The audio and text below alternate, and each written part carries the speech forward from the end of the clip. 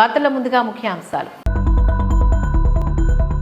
సింద్రిలో పర్యటించనున్న ప్రధాని నరేంద్ర మోడీ.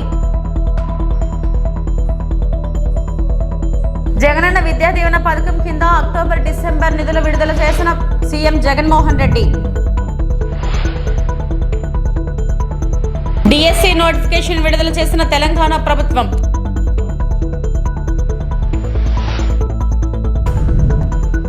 ప్రధాని నరేంద్ర మోడీ సింద్రిలో పర్యటించనున్నారు. జార్ఖండ్లో 35,700 కోట్ల విలువైన బహుళ అభివృద్ధి ప్రాజెక్టులకు ప్రారంభోత్సవం, అంకితం మరియు శంకుస్థాపన చేసే బహిరంగ కార్యక్రమంలో ప్రధానమంత్రి పాల్గొంటారు. उर्वरक कारखाने का लोकार्पण किया गया है. मैंने संकल्प लिया था कि सिंदरी के इस खाद कारखाने को जरूर शुरू करवाऊंगा.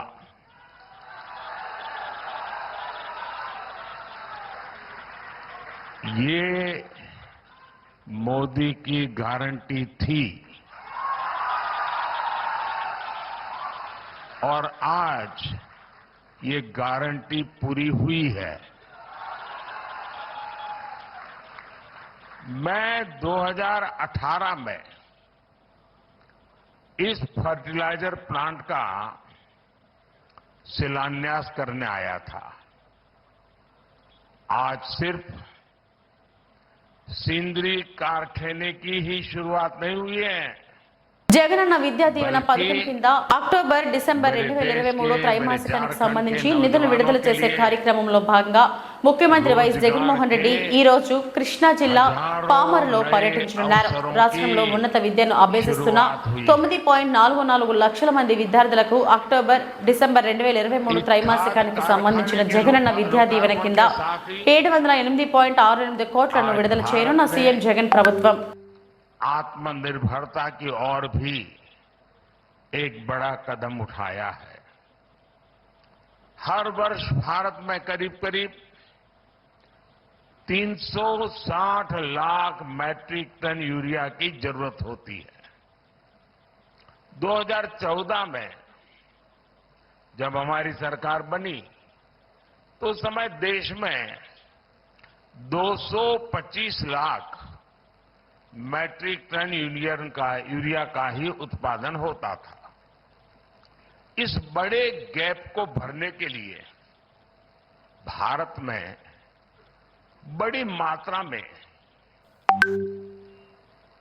यूरिया का జగనన్న విద్యా దీవెన పథకం కింద అక్టోబర్ డిసెంబర్ 2023 త్రైమాసికానికి సంబంధించి నిధులు విడుదల చేసే కార్యక్రమంలో భాగంగా ముఖ్యమంత్రి వైఎస్ జగన్మోహన్ రెడ్డి ఈ రోజు కృష్ణా జిల్లా పామరులో పర్యటించనున్నారు. రాష్ట్రంలో ఉన్నత విద్యను అభ్యసిస్తున్న 9.44 లక్షల మంది విద్యార్థులకు అక్టోబర్ డిసెంబర్ 2023 త్రైమాసికానికి సంబంధించిన జగనన్న విద్యా దీవెన కింద 708.68 కోట్లను విడుదల చేయనున్న సీఎం జగన్ ప్రభుత్వం.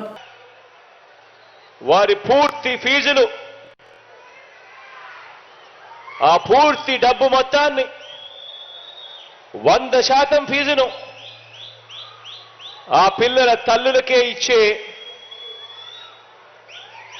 ఆ పిల్లల తల్లులకు ఇచ్చి ఆ తల్లులే ఆ ఫీజులు కాలేజీలకు కట్టే ఈ జగనన్న విద్యా దీవెన అనే ఈ కార్యక్రమాన్ని గత 57 నెలలుగా క్రమం తప్పకుండా ప్రతి త్రైమాసికం అయిపోయిన వెంటనే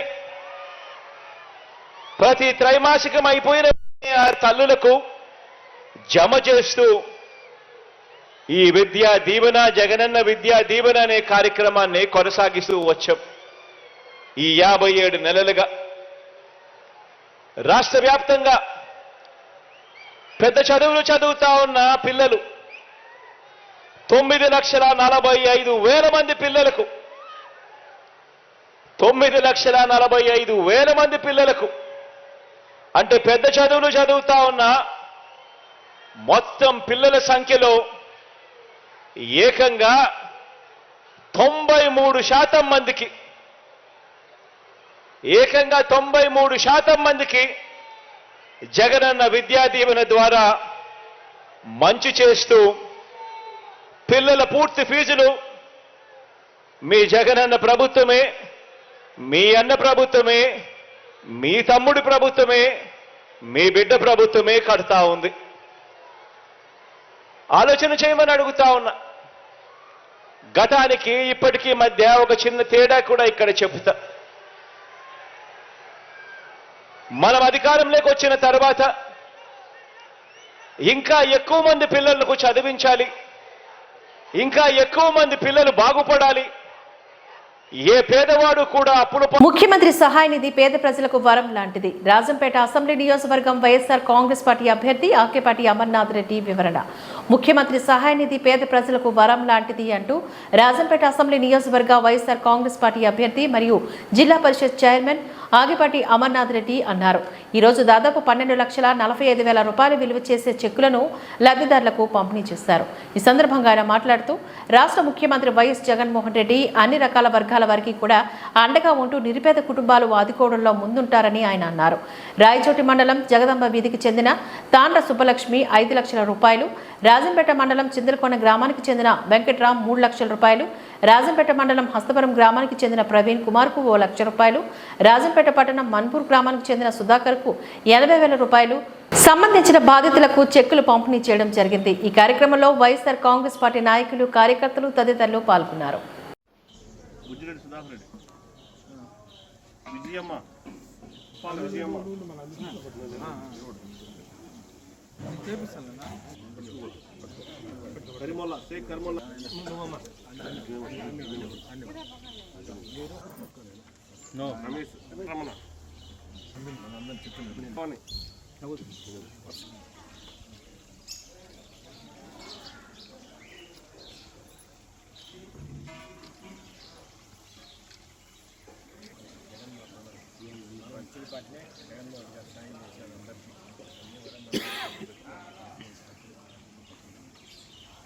భారతీయ జనతా పార్టీ కడప జిల్లా అధ్యక్షులు వంగల శశిభూషణ్ రెడ్డి, జిల్లా ప్రధాన కార్యదర్శి కోనేటి ప్రదీప్ రెడ్డి, ప్రొద్దుటూరు పట్టణ అధ్యక్షులు వంగదారి నరేందర్రావు, బీజేపీ సీనియర్ నాయకులు రవి, గురుప్రసాద్, సతీష్ మరియు భారతీయ జనతా పార్టీ నాయకులు పాల్గొనడం జరిగింది.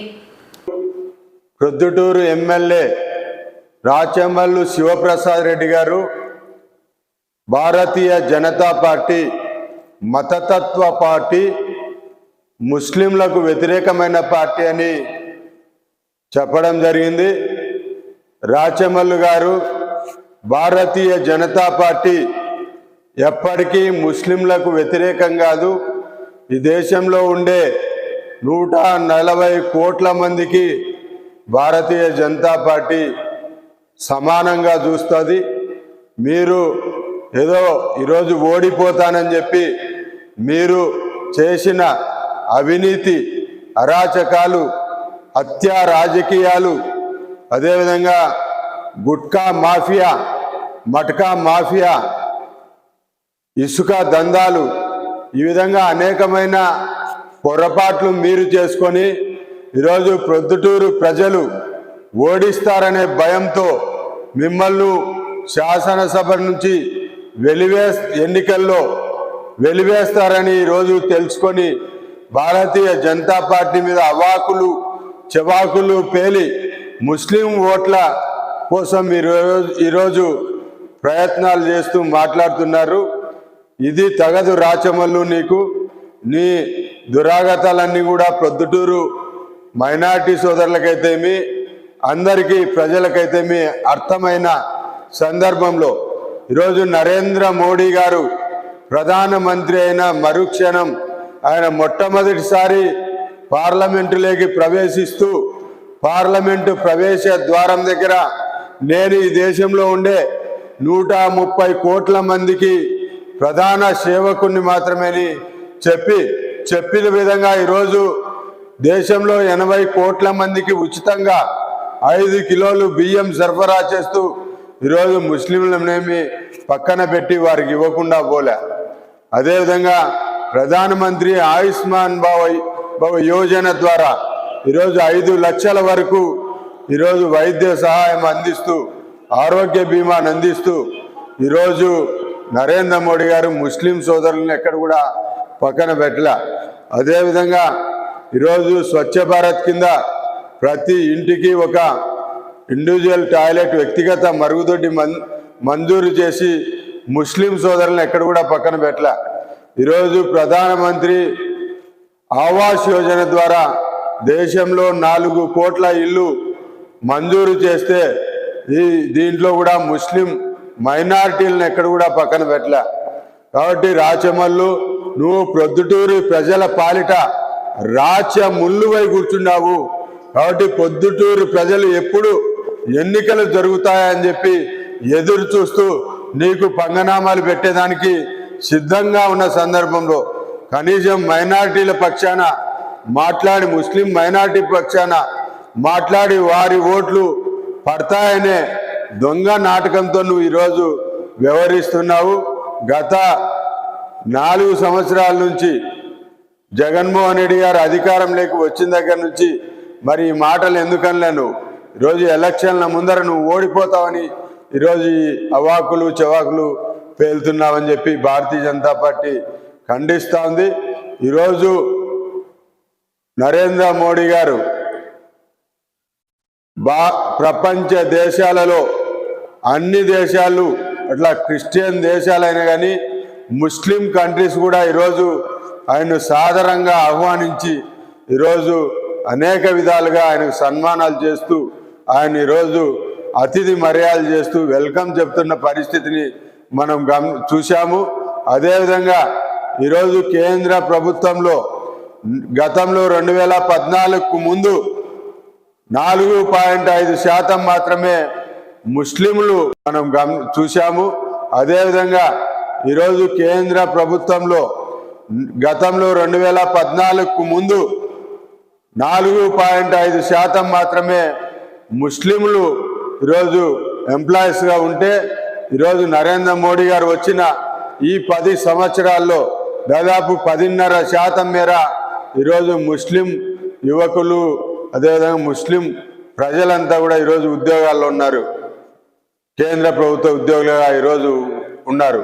అదేవిధంగా నాడు స్వర్గీయ అటల్ బిహారీ వాజ్పేయి గారు భారతరత్న మాజీ ప్రధానమంత్రి ఒక మిస్సైల్ మ్యాన్ గా ప్రసిద్ధి చెందిన ఈ దేశ రాకెట్ టెక్నాలజీని అనేక విధాలుగా ముందుకు తీసుకుపోయి అనేక ఉపగ్రహాల ప్రయోగానికి మూలకర్త అయిన అబ్దుల్ కలాం గారిని ఆ రోజు రాష్ట్రపతిని చేసి భారతదేశ ప్రతిష్టను ఇనుమడింపజేసిన పరిస్థితి నీకు తెలీదా? కాబట్టి ఏదైతే రాచమల్లు నువ్వు నీ ఎన్నిక కోసం నీ శాసనసభ సభ్యునిగా మరోసారి కావాలనే కుట్రతో భారతీయ జనతా పార్టీని మతతత్వ పార్టీగా నువ్వు మరోసారి మాట్లాడితే ఖచ్చితంగా నీకు ప్రొద్దుటూరు ప్రజలు బుద్ధి చెప్తారు. భారతీయ జనతా పార్టీ కూడా నీకు బుద్ధి చెప్తుందని ఈ సందర్భంగా తెలియజేస్తూ ఇప్పటికైనా నువ్వేదో మంచి పనులు చేస్తూ నీ మటకా మాఫియాను వదులుకొని నీ గుట్కా మాఫియాను వదులుకొని నీ మద్యం మాఫియాను వదులుకొని నీ ఇసుక దందాలను వదులుకొని ప్రొద్దుటూరు ప్రజలకు ఏ విధంగా మేలు చేయాలా, ప్రొద్దుటూరు పట్టణాన్ని ఏ విధంగా అభివృద్ధి చేయాలని ఆలోచన చేస్తే బాగుంటుందని భారతీయ జనతా పార్టీ హెచ్చరిస్తూ ఉంది. ఈరోజు నీకు నీ ఇల్లు ఒక ఉదాహరణ. ప్రొద్దుటూరు ప్రజల కోసం కాదు ఆలోచన చేసింది నువ్వు. నీ ఆస్తి ఆ రోజు అప్పుల్లో ఉన్నావు. గతంలో ఈ వైఎస్ఆర్ ప్రభుత్వం రాకమునుకు నీ ఇల్లు కూడా కట్టుకోలేని పరిస్థితిలో పెండింగ్లో పెట్టుకొని ఆ రోజు ఉన్న పరిస్థితి. ఈరోజు నువ్వు ఆ ఇంటిని పెండింగ్లో ఉన్న ఇంటిని ఈరోజు రాజ్ మహల్ లాగా అంతఃపురం లాగా ఈరోజు నిర్మించుకున్నావంటే నీ అవినీతికి పరాకాష్ట అదే అని చెప్పి నేను తెలియజేస్తూ, అదేవిధంగా ఈరోజు నాడు నేడు అని జగన్మోహన్ రెడ్డి గారు కేంద్ర ప్రభుత్వ నిధులతో స్కూళ్లను విద్యా సంస్థలను అభివృద్ధి చేస్తా ఉన్నారు రంగులు కొట్టి. అదే ఆ నాడు నేడు నీకు కూడా వర్తిస్తుంది. రాచమల్లు గారు గతంలో నీ ఇల్లు ఏ విధంగా ఉన్నది ప్రొద్దుటూరు ప్రజలను అడిగితే తెలుస్తుంది. ఇప్పుడు ఏ విధంగా ఆ రాజమహల్ను అంతఃపురాన్ని కట్టుకున్నావు కాబట్టి ఆ నాడు నేడు నీకు కూడా చెప్పాలా జగన్మోహన్ రెడ్డి గారు. మా ఎమ్మెల్యే నాడు నేడులో భాగంగా ఈరోజు అందమైన ఇంటిని, పెండింగ్లో ఉన్న ఇంటిని, అది అసంపూర్తిగా ఉన్న ఇంటిని ఈరోజు తాజ్మహల్ లాగా కట్టుకున్నాడు. కాబట్టి జగన్మోహన్ రెడ్డి గారు నీ గురించి కూడా ఆ నాడు నేడు పథకాన్ని చెప్తే బాగుంటుంది ప్రజలకని తెలియజేస్తూ బుద్ధి తెచ్చుకో. ప్రధానమంత్రి నరేంద్ర మోడీ గారిని ఈరోజు ముస్లిం కంట్రీస్ మొన్న అబుదాబిలో కూడా 700 కోట్లతో శ్రీకృష్ణ ఆలయాన్ని నిర్మించిన సంగతి మర్చిపోయావా రాచ ముల్లు గారని చెప్పి నేను ఈ సందర్భంగా తెలియజేస్తూ ఇకనైనా బుద్ధి తెచ్చుకో. నువ్వు ఖచ్చితంగా ఓడిపోబోతున్నావు. ప్రొద్దుటూరు ప్రజలు నీకు పంగనామాలు పెట్టడానికి సిద్ధంగా ఉన్నారు. కాబట్టి ఏదైనా మాట మాట్లాడితే సభ్యత సంస్కారంతో మాట్లాడాలి. కేవలం మైనారిటీల ఓట్ల కోసం, ముస్లిం మైనారిటీల ఓట్ల కోసం ఈ విధంగా నాటకాలు మానుకోవాలని చెప్పి మేము హెచ్చరిస్తున్నాం. ఖబర్దార్ రాజమల్లు ప్రసాద్ రెడ్డి గారు, గతంలో ఒక ప్రయోగం చేశావు. ఇక్కడ దేశద్రోహైన టిప్పు సుల్తాన్ విగ్రహం పెట్టాలని చూసావు. ఏ విధంగా భంగపాటు పడ్డావో నీకు తెలుసు, ప్రొద్దుటూరు ప్రజలకందరికీ తెలుసు. కాబట్టి ఇటువంటి ప్రయోగాలు అనుకొని మర్యాదగా ప్రొద్దుటూరు ప్రజలను ఓట్లు అడుక్కో. నీకు ఎట్లా కూడా వేయరు వాళ్ళు నువ్వు అడుక్కున్నా. కాబట్టి నువ్వు ఇంటికి పోయేది ఖాయమని చెప్పేసి ఈ సందర్భంగా తెలియజేస్తూ సెలవు తీసుకుంటున్నా. నమస్తే. ఎయిడెడ్ స్కూల్స్ ఉద్యోగ నియామక కార్యకలాపాలను ఆ యొక్క ఎడ్యుకేషన్ బోర్డు చైర్మన్ కరస్పాండెంట్ సమక్షంలో నిర్వహించాల్సిన ఉద్యోగ కార్యకలాపాలను సస్పెండ్ అయిన కరస్పాండెంట్ను కూర్చోబెట్టుకొని అర్హత పత్రాల తనిఖీ కార్యక్రమాన్ని చేపట్టిన వరలక్ష్మి తీవ్రంగా ఖండించిన బోర్డు ఎడ్యుకేషన్ చైర్మన్ కరస్పాండెంట్. నియమ నిబంధనలను తుంగలో తోకడం, కోట్లను కూడబెట్టుకోవడం ఇదే తంతు కొందరి అవినీతి అధికారుల తీరు. ఈ మధ్యకాలంలో రైల్వే కోడూరు నియోజకవర్గంలోని హెచ్ఎంఎం హై స్కూల్లో ఉద్యోగాలు ఖాళీ ఉన్నాయని, అవి కోట్ల రూపాయలకు అమ్ముతున్నారని వదంతులు, కొన్ని వార్తలు వినపడుతుండటంతో అక్కడ ఏం జరుగుతుందో తెలుసుకోవాలని రంగంలోకి దిగిన ఎస్ఏఎల్సి చర్చ్ ఎడ్యుకేషన్ బోర్డు చైర్మన్ కు పట్టపగలే చుక్కలు కనిపించేంత పరిస్థితి చెవి చూడడం జరిగిందని చెప్పుకోవచ్చు. ఎయిడెడ్ స్కూల్స్ లో ఉద్యోగాల భర్తీకి నోటిఫికేషన్ ఇవ్వాల్సింది సంబంధిత బోర్డు. అయితే ఇక్కడ తెలుసుకోవాల్సిన విషయం ఏంటంటే, విద్యాశాఖ అధికారుల ఒత్తిడితో కోడూరులోని హెచ్ఎంఎం హై స్కూల్ ఉద్యోగ నియామకాలకు బోర్డు అధికారులకు తెలపకుండానే నోటిఫికేషన్ జారీ చేసినట్లు కరస్పాండెంట్ దేవసుందరం రాతపూర్వకంగా తెలియజేయడం గమనార్హం. అన్ని సక్రమమైన మార్గాల్లో నడిపించవలసిన విద్యాశాఖ అధికారులే అడ్డదారి తొక్కి కోట్లకు పడగలెత్తడానికి తయారవుతుంటే వ్యవస్థను ఎవరు కాపాడాలో అర్థం కాని పరిస్థితి ఏర్పడిందని మేధావులు భావిస్తున్నారు. ఎడ్యుకేషన్ బోర్డు చైర్మన్ కరస్పాండెంట్ సమక్షంలో ఉద్యోగ కార్యకలాపాలను కొనసాగించాలని జీవో ఉన్నా ఆ జీవోను తొంగలో తొక్కి డీఈఓ వరలక్ష్మి సస్పెండ్ అయిన కరస్పాండెంట్ ను పక్కన కూర్చోబెట్టుకుని పోలీసులచే బెదిరింపులకు పాల్పడి అడ్డదారిన కార్యకలాపాలను కొనసాగించడం ఏమిటని ఎద్దేవా చేస్తున్నారు పలువురు విశ్లేషకులు. అయితే అక్కడికి వచ్చిన SALC church education board chairman కరస్పాండెంట్లకు చేదు అనుభవం ఎదురవడంతో వారు చేసేదేమీ లేక మీడియాకు పలు వివరాలను వెల్లడించి చట్టబద్ధంగా మా హై స్కూల్ నందు ఉద్యోగ కార్యకలాపాలను కొనసాగించేందుకు న్యాయస్థానాన్ని ఆశ్రయిస్తామని తెలియజేసి అక్కడి నుంచి వెళ్లిపోతూ ఎన్నో సంవత్సరాలుగా విద్యను ఉపదేశిస్తున్న వారికి ఎటువంటి న్యాయం చేస్తారని మీడియా అడిగిన ప్రశ్నకు వారిక తప్పిక న్యాయం జరిగేలా తమ వంతు కృషి చేస్తామని చెప్పి అక్కడి నుంచి వెళ్లిపోయారు. అయితే ఇప్పటికే కోట్ల రూపాయలు వసూలు చేసిన వారి పరిస్థితి ఏమిటో, ఎన్నో సంవత్సరాలుగా జీతాలు తీసుకోకుండా విద్యార్థులకు విద్యను ఉపదేశిస్తున్న వారి పరిస్థితి ఏమిటో అర్థం కావడం లేదని పలువురు మేధావులు చర్చించుకోవడం గమనార్హమని చెప్పవచ్చు. ఈ విషయంలో మున్ముందు ఏం జరుగుతుందో వేచి చూద్దాం.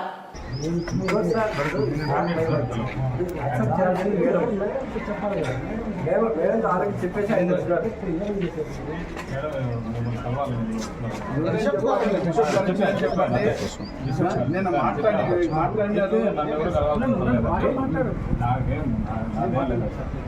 నాకేం కలవాల్సిన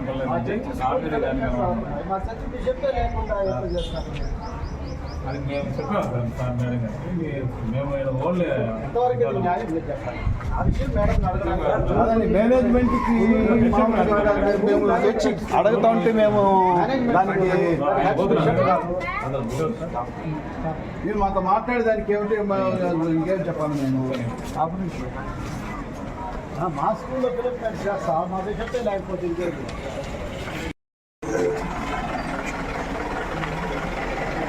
మీరు కొంచెం వాళ్ళ క్యాండిడేట్స్ మాత్రం మీరు కొంచెం తక్కువ వాళ్ళ క్యాండిడేట్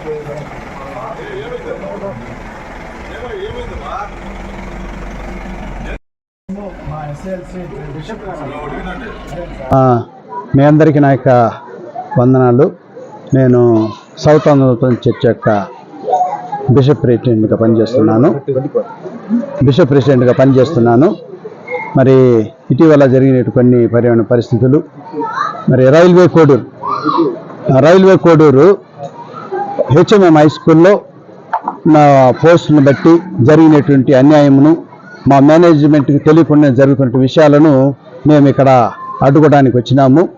కానీ ఇక్కడ మాకు వాళ్ళు ఇంటర్వ్యూ కూడా ఇవ్వకుండా మమ్మల్ని పంపించేసినారు. కాబట్టి ఆ విషయంలో మా యొక్క బోర్డ్ ఆఫ్ ఎడ్యుకేషన్ చైర్మన్ గారు ఉంటున్నారు. ఆయన క్లియర్గా దాంట్లో ఉన్నటువంటి విషయాలని మీకు పక్కన ఉన్నారు కనుక ఆయన కూడా కొన్ని విషయాలు ఆయన కూడా తెలియజేస్తాం. మేము వచ్చింది కరెస్పాండెంట్ కూడా ఉంటున్నానండి. ఎస్ఐఎల్సి కరెస్పాండెంట్ కూడా హెచ్ఎంఎం హై స్కూల్ కరెస్పాండెంట్గా ఉంటున్నాను. మరి జరిగినటువంటి విషయాలు ఇప్పటిదాకా ఏది కూడా మాకు తెలియదు.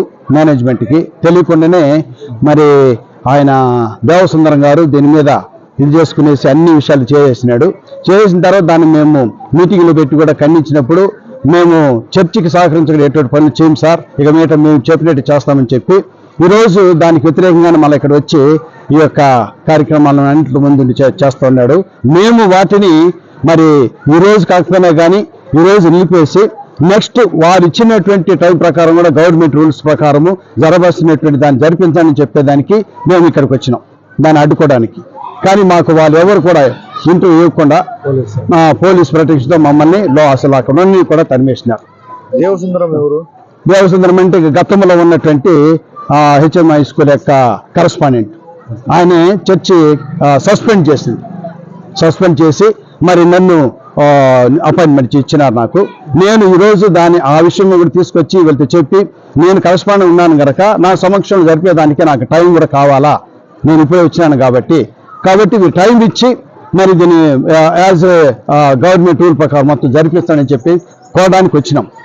కానీ వారు ఏ విషయంలో కూడా మమ్మల్ని లోనికి రానికుండానే ఈ విధమైనటువంటి పనులు చేశారు. ముందు కాలంలో జాన్ ప్రభాకర్ గారికి కరస్పాండెంట్ ఇచ్చి మళ్ళా దేవసుందరం గారికి ఇవ్వడంలో మీ ఒపీనియన్ ఏంటి? ఎందుకు చేశారంటారు? అంటే మాకు టర్మ్స్ ఉంటాయండి. ఇప్పుడు 4 years అట్లా ఉంటుంది. అమెండ్మెంట్ కాన్స్టిట్యూషన్ ప్రకారం అయితే 4 years వస్తుంది ఒక చైర్మన్కి. కొత్త కాన్స్టిట్యూషన్ అంటే అమెండ్మెంట్లో, పాత కాన్స్టిట్యూషన్ అయితే 2 years వస్తుంది. కాబట్టి ఇప్పుడు ఉన్నటువంటి దీంట్లో అమెండ్మెంట్లో ఉన్నాం కనుక న్యూ కాన్స్టిట్యూషన్ ప్రకారము 4 years ఉంటుంది. కాబట్టి ఆయనకి అయిపోయింది కాబట్టి ఈయనకి ఇచ్చినాం. కరస్పాండెంట్ ఎప్పుడు సార్ సస్పెండ్ చేసి? సండే అండి, సండే. అది ఇక్కడ మాకు డిఓ దగ్గరికి పోయినాము, ఆయనకి రిప్రజెంటేషన్ ఇచ్చినాము, కలెక్టర్కి ఇచ్చినాము, తర్వాత వచ్చి ఆర్జేడీ ఆఫీస్కి వెళ్ళినారు, అక్కడికి ఇచ్చినారు, గ్రీవెన్స్ దీంతో సెల్ ఇచ్చినాము. ఏ విధంగా స్పందించారు? అంటే మా బోర్డ్ ఆఫ్ ఎడ్యుకేషన్ చైర్మన్ వాళ్ళు వెళ్ళారు. నేను ఈరోజు ఇక్కడికి వస్తున్నాను. అది జరిగినట్టు విషయము. కాబట్టి ఈ జరిగినట్టు అన్ని సోదరులకు అందరికి కూడా వందనాలు తెలియజేస్తున్నాను. నేను తిరుపతిలో చర్చ్ పాస్టర్గా పనిచేస్తూ మరి సౌత్ ఆంధ్ర లూథరన్ చర్చ్ తరఫున బోర్డ్ ఆఫ్ ఎడ్యుకేషన్ చైర్మన్గా నేను ఎలక్ట్ చేయబడ్డాను లాస్ట్ మంత్ 29th. మరి ఈ 29th నుండి జరిగినటువంటి ఇన్సిడెంట్స్ చూసినప్పుడు ఈ వేకెన్సీస్ ఏర్పడిన తర్వాత ఈ వేకెన్సీస్ ఫిలప్మెంట్ విషయంలో దానికి అడ్వర్టైజ్ చేయాల్సినటువంటి అధికారం కానివ్వండి, తర్వాత నోటిఫికేషన్ చేయడము, అప్లికేషన్స్ రిసీవ్ చేయడము, ఆ రిసీవ్ చేసినట్టు అప్లికేషన్స్ డిఓ ఆఫీస్ గారికి పంపడము, ఇవన్నీ కూడా మా సొసైటీస్ యాక్ట్ కింద 150 years చరిత్ర కలిగినటువంటి చరిత్రలో ఎప్పుడు కూడా బోర్డ్ ఆఫ్ ఎడ్యుకేషన్ చైర్మనే చేస్తూ వచ్చేవారు.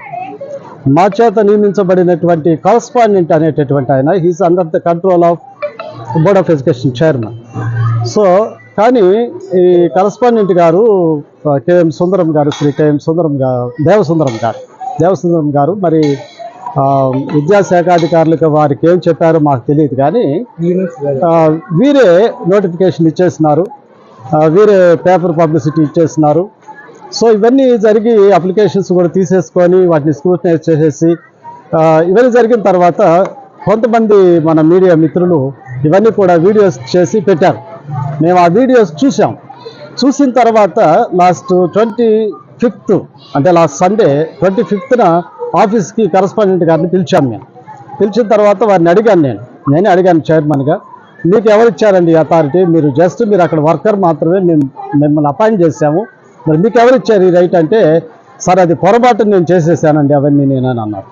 పొరపాటును ఎట్లా చేస్తారు? మీరు దాదాపు సమ్ ఇయర్స్గా మీరు కరస్పాండెంట్గా ఉన్నారు కదా, ఎట్లా జరిగిందంటే, లేదండి మమ్మల్ని కొంతమంది ఫోర్స్ చేశారు ఎడ్యుకేషన్ డిపార్ట్మెంట్ వాళ్ళు, ఆ ఫోర్స్ మీద నేనే పబ్లిసిటీ ఇచ్చేసాను. ఎడ్యుకేషన్ డిపార్ట్మెంట్ వాళ్ళు ఫోర్స్ చేసిన అధికారుల పేర్లు ఏమైనా వెల్లడించారా మీకు?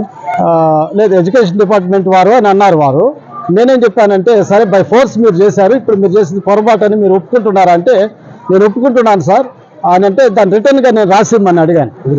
అది రిటర్న్గా వారు నాకు రాసి ఇచ్చారు, చైర్మన్గా నాకు అది రాసి ఇచ్చారు. నేను పొరపాటు చేసినాను, ఇదంతా కూడా పొరపాటు జరిగింది, ఇవన్నీ నేను రెక్టిఫై చేసుకుంటాను అని చెప్పారు. చెప్పిన తర్వాత ఇమ్మీడియట్గా ఏం చేశామంటే, సరే మిమ్మల్ని సస్పెండ్ చేస్తున్నాము, బట్ మీరు నాతో కూడా రండి, ఇవన్నీ కూడా తీసుకొని జరిగినటువంటి పొరపాట్లన్నీ కూడా నేను వారి దృష్టికి తీసుకెళ్తాను. తీసుకెళ్తే వాళ్ళు ఏం కోరుతామంటే, మీరు మాకు ఆఫ్టర్ లాంగ్ టైం మీరు మాకు 10 పోస్టులు మీరు ఇచ్చారు, చాలా సంతోషము, బట్ అవి ప్రాసెస్ ప్రకారం చేయండి, మేనేజ్మెంట్ని పెట్టుకోండి, తర్వాత బోర్డ్ ఆఫ్ ఎడ్యుకేషన్ చైర్మన్ని పెట్టుకోండి. రెండోది ఏంటంటే, మన గవర్నమెంట్ 1994 జీవో నంబర్ 1 ప్రకారము సెలక్షన్ కమిటీ 5 మెంబర్స్ ఉండాలి, అది జీవోలో ఉంది. ఆ జీవో నేను మీకు కాపీస్ ఇస్తాను. ఆ జీవోలో సెలక్షన్ కమిటీలో ఫస్ట్ మెంబర్ ఎవరంటే బోర్డ్ ఆఫ్ ఎడ్యుకేషన్ చైర్మన్. కాబట్టి నేను దానిలో ఉండాలి, కరస్పాండెంట్ ఉంటాడు, హెడ్ మాస్టర్ ఉంటాడు, 2 టీచర్స్ ఉంటారు, దానికి సంబంధించిన సబ్జెక్ట్ టీచర్స్ ఉంటారు. వీళ్ళందరినీ పెట్టుకొని గవర్నమెంట్ వారు జరిపించాలి అన్నటువంటిది నా అప్పీల్. ఇవన్నీ కూడా రెడీ చేసుకొని నేను నిన్నటి దినాన ఈరోజు ఇంటర్వ్యూస్ కాబట్టి నిన్నే నేను డిఓ గారిని కలిశాను, ఆర్జేడీ గారిని కలిశాను, కలెక్టర్ గారికి స్పందనలో ఇచ్చాను నేను ఈ రిక్వెస్ట్లన్నీ కూడా. నాతో పాటు ఈ సస్పెండ్ అయినటువంటి కరస్పాండెంట్ కేఎం దేవసుందరం గారు నాతో కూడా ఉన్నారు. నిన్నంతా నాతో కూడా అన్ని ఆఫీసులకు తిరిగారు ఆయన కూడా. నేను ఆయన చూపించాను పత్రికా విలేకరులకి. నేను ఈరోజు ప్రజాశక్తిలో కూడా వచ్చింది, వాళ్ళందరికీ ఇదేనండి కరస్పాండెంట్, ఈయన చేసింది ఫాల్ట్ అంతా కూడా చెప్పాను. ఆయన కూడా యాక్సెప్ట్ చేశారు, దాన్ని పత్రికలు విలేకరు ముందు యాక్సెప్ట్ చేశారు, నాతో పాటు అన్ని ఆఫీసులకు వచ్చాడు. నేను కోరేది ఏంటంటే, ఈరోజు కూడా నేను వచ్చినటువంటి అప్పీల్ ఏంటంటే, దయచేసి ట్రాన్స్పరెంట్గా దీన్ని మనం చేద్దాం. ఇది మా మేనేజ్మెంట్ది కాబట్టి మమ్మల్ని పెట్టుకొని, ఎవరినో ఒకరిని పెట్టుకొని మీరు చేయండి.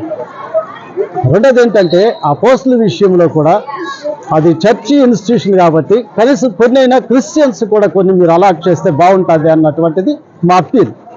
మేమేమంటున్నామంటే, దీన్ని రద్దు చేయండి అని మేము అంటలేదు, రీషెడ్యూల్ చేద్దాం.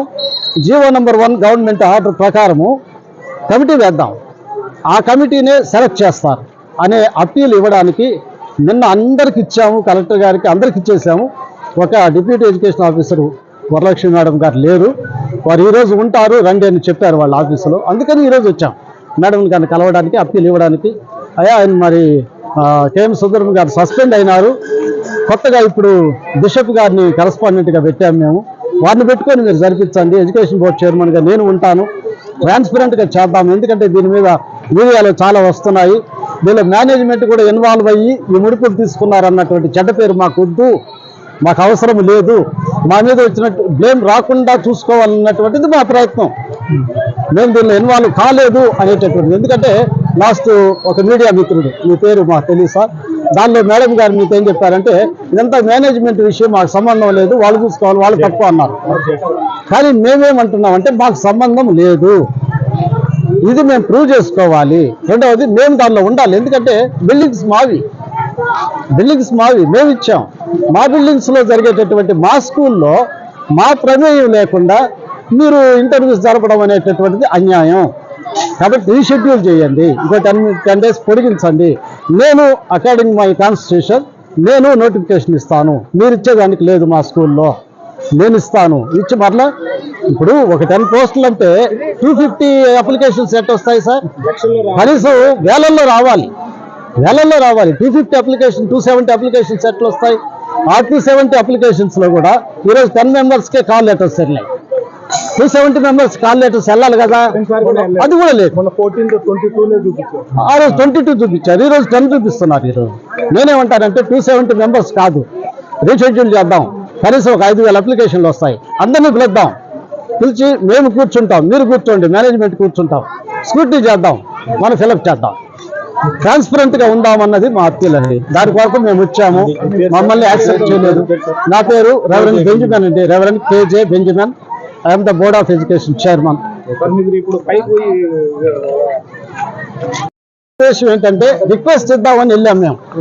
మళ్ళీ రీషెడ్యూల్ చేద్దాం మేడం, అందరికి ఇచ్చాము, మీకు ఇద్దాము అని వచ్చాము. అందులో నిన్న వెళ్ళాము, మేడం లేరు, ఈరోజు రమ్మన్నారు, అందుకని వచ్చాను. ఈ రోజు ఏమంటున్నారంటే ఇక్కడ 144 సెక్షన్ ఉంది, మేడం కలవడానికి వెళ్ళలేదని.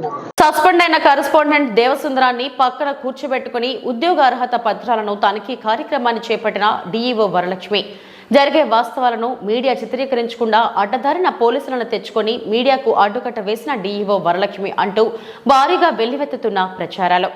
వివరాలను పరిశీలిస్తే అన్నమయ్య జిల్లా రైల్వే కోడూరు నియోజకవర్గం స్థానిక మండల కేంద్రంలోని హెచ్ఎం హై స్కూల్ ఉద్యోగ నియామకాల్లో జరుగుతున్నటువంటి గోల్మాలను పలు మీడియాల ద్వారా పలు రూపాలలో బయటకు వచ్చిన వార్తల గురించి మనందరికీ తెలిసిన విషయమే. అయితే ఈ బుధవారం ఉద్యోగ అర్హత పత్రాల తనిఖీ కార్యక్రమం నిర్వహించిన డీఈఓ వరలక్ష్మి మీడియాను సైతం లోపలికి అలౌ చేయనీయకుండా డీఈఓ ద్వారా ఎగ్జామ్ జరుగుతుందని ఆర్డర్ను తెప్పించుకొని పోలీసులతో అడ్డుకట్ట వేయించింది. ఇదిలా ఉంటే ఉద్యోగానికి అప్లై చేసుకున్నటువంటి వారు దాదాపు 300 మంది అయితే కనీసం 30 మంది కూడా హాజరు కాని పరిస్థితి నెలకొంది. ఇంతకీ అక్కడ ఏం జరుగుతుంది? అందరికీ కాల్ లెటర్స్ పంపినట్లేనా? సక్రమమైన మార్గంలో అందించారా లేదా పోయినసారిలాగే మీడియా సమక్షంలోని ఉద్యోగ అర్హత పత్రాలు తనిఖీ కార్యక్రమాన్ని చేపడతామని వెల్లడించిన డీఈఓ వరలక్ష్మి ఈసారి మీడియాను లోపలికి రానియకుండా చర్యలు చేపట్టడానికి ఎంత పెద్ద మొత్తాలలో ముడుపులు పుచ్చుకున్నట్లు?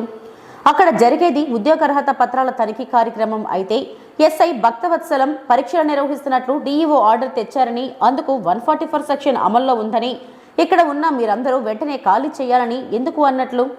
అందరూ వెళ్ళిపోయిన తర్వాత కూడా మీడియాకు వివరాలు వెల్లడించేందుకు ఎందుకు డీఈఓ వరలక్ష్మి నిరాకరించింది? సంబంధిత హై స్కూల్ హెడ్ మాస్టర్ ద్వారా అన్ని వివరాలను నోటీస్ బోర్డులో పెడతాం, అవసరమైతే తీసుకోండి అని ఎందుకు చెప్పినట్లు? అసలు ఇక్కడ ఏం జరిగింది? విద్యా వ్యవస్థ నడిచే దారేది? ఎవరెవరు అర్హత సాధించి హాల్ టికెట్స్ పొందారు? ఎంతమంది అర్హతలు సాధించారు? ఎగ్జామ్స్ ఎప్పుడు? ప్రశ్నాపత్రాలు ఎక్కడి నుంచి వస్తాయి? వాటిని ఎవరు తయారు చేశారో తదితర వివరాలను సైతం మీడియాకు వెల్లడించలేదు. ఇవన్నీ ఇలా ఉంటే సస్పెండ్ అయిన హెచ్ఎంఎం హై స్కూల్ కరెస్పాండెంట్ దేవసుందరం ఉద్యోగ అర్హత పత్రాలను తనిఖీ చేసి డీఈఓ దగ్గర నుంచి కిందకు దగ్గర రావడం, South Andhra Lutheran church education board chairman John Benjamin ప్రస్తుతం హెచ్ఎంఎం హై స్కూల్ కు కరెస్పాండెంట్ గా నియమితులైన చంద్రశేఖర్లను పోలీసులు లోపలకు అనుమతించకపోవడం, ఎవరెవరో కొత్త వ్యక్తులు అక్కడికి రావడం, మీడియా మిత్రులను గమనించడం, అది గమనించిన మీడియా వారిని చిత్రీకరిస్తుండగా బయటకు వెళ్లి కార్ల సందుల్లో తిరుగుతూ ఓ ప్రముఖ పారిశ్రామికవేత్తతో గుసగుసలాడుకోవడం ఆశ్చర్యాన్ని కలిగించింది. అయితే అక్కడికి వచ్చినటువంటి గుర్తు తెలియని కొంతమంది వ్యక్తులు లోకల్ మీడియా అక్కడికి చేరుకోవడంతో కనుమరుగైన విషయం చర్చనీయాంశంగా మారింది. ఇవన్నీ ఒక పక్క జరుగుతుంటే మరో పక్క డీఈఓ వరలక్ష్మి వారికి సంబంధించిన అధికారులతో మీడియా సైతం ఇక్కడికి చేరుకుంది. ఎవరికి అనుకూలంగా ఏమీ చేయలేని పరిస్థితిని ఏర్పడిందని, పోలీసులను ఇక్కడికి పంపిస్తేనే ఏమైనా కార్యకలాపాలను కొనసాగిస్తాం, లేకుంటే నేనేమీ చేయలేనని ఫోన్లో మాట్లాడుతూ వెళ్లిన దృశ్యాన్ని ఈ వీడియోలో చూడొచ్చు. అదే విషయం కొంతమంది ఉద్యోగాలు పొందుటకు వచ్చిన వారు మన మీడియాకు వెల్లడించడం గమనార్హమని చెప్పవచ్చు. 10 రోజుల క్రితం ఉద్యోగ అర్హత పత్రాల తనిఖీ కార్యక్రమాన్ని మీడియా ముందే నిర్వహించిన డీఈఓ వరలక్ష్మి ఈ బుధవారం అదే కార్యక్రమాన్ని కొనసాగిస్తూ పరీక్షలు జరుగుతున్నాయని ఆర్డర్ తెప్పించుకొని పోలీసులచే 144 సెక్షన్ అమలులోకి తేవడంలో ఆంతర్యం ఏమిటో, ఈమెతో పాటు ఆర్డర్ ఇచ్చిన అధికారులకు, వారి ఉన్నతాధికారులకు ఎన్ని కోట్లలో ముడుపులు ముట్టాయో, అందుకే మీడియాను సైతం తప్పుదార పట్టించి వారికి ఎటువంటి వివరాలు వెల్లడించలేదని, ఇందులో మతలబు ఏమిటో అర్థం కాని పరిస్థితి ఏర్పడిందని విశ్లేషకులు భావిస్తున్నారు.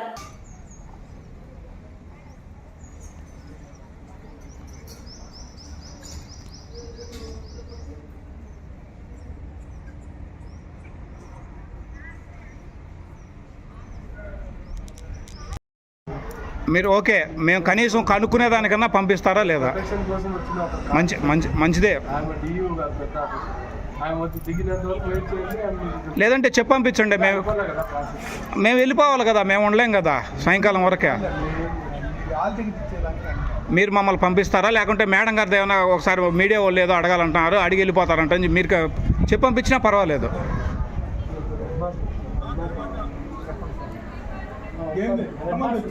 ఎంతమంది వచ్చారో ఏం జరిగిందో ఒకసారి అట్లా కనుక్కునేదానికైనా మాకు మేము పోయి రావాలి కదా. ఆయన పోయి అడిగారు. మేడం ఎంతమంది వచ్చారు ఏంటంటే అలో చేయరా? మీడియాని కూడా అలో చేయరా సార్? మీడియాని అలో చేస్తారా? మాకు ఏదైనా ఇన్ఫర్మేషన్ తీసుకుందానికి మా పరిస్థితి ఎట్లా? మేము ఎవరిని అడగాలి? ఏం కథ హాల్ టికెట్లు ఎంతమంది? నేను ఇండియన్ ఎక్స్ప్రెస్, ఇతను వచ్చేసి మీడియా ఉండాలంటే మాకు వెయిట్ చేయడం కష్టమే కదా. ఒక మాట అడగండి సార్. 4 o'clock వరకు ఉంటుంది, ఈవినింగ్ నైట్కైనా పెట్టుకోండి, ఇబ్బంది ఏం లేదు. మేము ఉండలేం కదా, మాకు మీడియా మేము వెళ్ళిపోవాలి కదా, వార్తలు పెట్టుకోవాలి కదా. హైలైట్ చేయలేను కదా. 4 గంటల వరకు నాకు ఇచ్చిన టైం ప్రకారం 4 గంటల వరకు నేను స్క్రూటినీ చేస్తాను. 4 గంటల తర్వాత నోటీస్ బోర్డులో నేను వేసేస్తాను.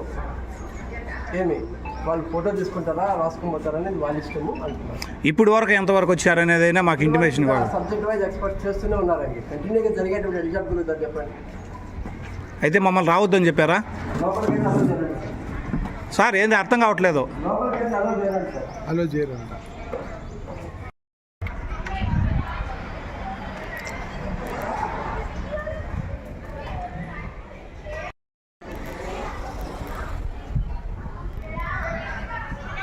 ఓబులవారిపల్లి నుంచి బదిలీ అయ్యి నెలలు గడుస్తున్న సర్వీస్ రిజిస్టర్ ఇవ్వలేదని ఎంఈఓ ఆఫీసులో ఆత్మహత్య ప్రయత్నానికి ప్రయత్నించిన టీచర్ జాన్ విల్సన్ ఆత్మహత్యాన్ని అడ్డుకున్న స్థానిక ఉద్యోగి మీడియా మిత్రులు ఎస్ఏ జోక్యంతో సర్వీస్ రిజిస్టర్ను అందించిన స్థానిక ఎంఈఓ పద్మజ జరుగుతున్న వాస్తవాలను చిత్రీకరిస్తుండగా తన ముసుగు వేసుకుని మీడియా మిత్రులను ఫోటోలు తీసిన ఎంఈఓ పద్మజ ఇది ఆమె పరాకాష్ఠకు నిదర్శనము అంటూ వెల్లువెత్తుతున్న ప్రచారాలు మీడియాకు ప్రత్యేక కృతజ్ఞతలు తెలిపిన జాన్ విల్సన్. చావుకు తెగబడితే కానీ ప్రభుత్వ ఆఫీసుల్లో స్థానిక ఉద్యోగులకు కూడా న్యాయం జరగదా? ఉద్యోగులే ఉద్యోగులకు సహకరించకపోతే సాదాచేదా ప్రజల పరిస్థితి ఏమిటి? ఎలా ఉంటుందో ఊహించుకోవడానికే కష్టం ఉంటుంది చాలా మంది మేధావులు. తన సర్వీస్ రికార్డు ఇవ్వలేదని ఓపులవారిపల్లి మండలం ఎంఈఓ కార్యాలయం వద్ద ఆత్మహత్య ప్రయత్నానికి పాల్పడిన ఉపాధ్యాయుడు జాన్ విల్సన్ను సిఆర్పి పాత్రికేయులు ఎస్ఏ రక్షించినట్లుగా తెలిపిన ఆత్మహత్య యత్నానికి పాల్పడిన ఉపాధ్యాయుడు జాన్ విల్సన్ రాజంపేట డీఎస్పీ కార్యాలయంలో బుధవారం ఫిర్యాదు చేసినట్లుగా తెలుస్తోంది. ఆయన ఫిర్యాదు మేరకు వివరాలు ఇలా ఉన్నాయి. ఉపాధ్యాయుడు గత కొన్నేళ్లుగా ఓబులవారిపల్లి మండలం పెద్దవరంపాడు ప్రాథమిక పాఠశాలలో పనిచేస్తూ గత ఏడాది జూన్లో పదోన్నతిపైన కడప జిల్లాలో చాపాడు మండలానికి బదిలీ అవ్వడం జరిగింది. అయితే ఇక్కడ ఉన్న మండల విద్యాశాఖ అధికారి పద్మజ ఆయనకు సంబంధించిన సర్వీస్ రికార్డు ఇవ్వలేదని, బదిలీ అయిపోయి 8 నెలలు పూర్తయినా ఆ అధికారిని తన ఎస్ఆర్ రికార్డును ఇవ్వలేదని తెలియజేశారు. దీనికోసం గత 8 నెలల నుంచి చాపాడు నుంచి ఓబులవారిపల్లె మండలానికి తిరగడం జరిగిందని చెప్పారు. 30,000 రూపాయలు ఇస్తే గాని ఎస్ఆర్ ఇవ్వనని ఆ అధికారి డిమాండ్ చేసినట్లుగా తెలిపారు. దీంతో ఆ లంచం ఇచ్చుకోలేక 8 నెలల నుంచి కాలు నెరిగేలా కార్యాలయం చుట్టూ తిరిగానన్నా, కాళ్ళ వేలపడి బ్రతిమాలనన్నా కనికరం చూపలేదని, 8 నెలల నుంచి జీతాలు రాక అప్పులు పాలయ్యానని మీడియాకు తెలిపారు. అంతేకాకుండా కుటుంబ పోషణ కూడా భారమైందని ఆరోపించారు. దీంతో చేసేదేమీ లేక చివరిగా అడిగి సర్వీస్ రికార్డు ఇవ్వకపోతే చచ్చిపోవాలనే ఉద్దేశంతో విషం బాటిల్ తీసుకుని విలేకరులకు సమాచారం ఇచ్చి ఉదయం 9:30 గంటలకే ఎంఈఓ కార్యాలయానికి చేరుకున్నానని చెప్పారు. సుమారు గంటపాటు చూస్తే అధికారి రాలేదని అన్నారు. దీంతో చేసేదేమీ లేక విషం తాగి ఆత్మహత్య చేసుకునేందుకు సిద్ధమయ్యానని, ఆ సమయంలో అక్కడున్న సిఆర్పి మీడియా మిత్రులు శంకరరాజు లక్ష్మి, వెంకట నర్సారెడ్డి ఉపాధ్యాయుడు విషం బాటిల్ లాక్కొని కాపాడారని చెప్పారు. ఈ విషయం తెలుసుకున్న ఎస్ఐ చినపెత్తయ్య తన సిబ్బందితో హుటాహుట్న సంఘటనా స్థలానికి వచ్చి వివరాలు తెలుసుకుని న్యాయం చేస్తామని తెలిపారు. దీంతో మండల విద్యాశాఖ అధికారిని ఆత్మహత్య యత్నానికి పాల్పడిన ఉపాధ్యాయుడు జాన్ విల్సన్ ఎస్ఆర్ రికార్డును తీసుకుని స్టేషన్కి రావాలని సూచించడంతో అధికారి 8 నెలలుగా తన వద్ద పెట్టుకుని ఉపాధ్యాయుడిని వేధించిన ఎస్ఆర్ రికార్డును తీసుకుని స్టేషన్కి వచ్చారు. ఆ రికార్డుని ఎస్ఐ తన సమక్షంలో ఉపాధ్యాయునికి అప్పగించి ఇద్దరిని మందలించి పంపడం జరిగిందని చెప్పారు. ఎస్ఆర్ రికార్డు తన వద్ద పెట్టుకుని 8 నెలలుగా వేధించిన అధికారిపైన తగు చర్యలు తీసుకోవాలని కూడా ఆయన డీఎస్పీని కోరినట్లుగా తెలుస్తోంది.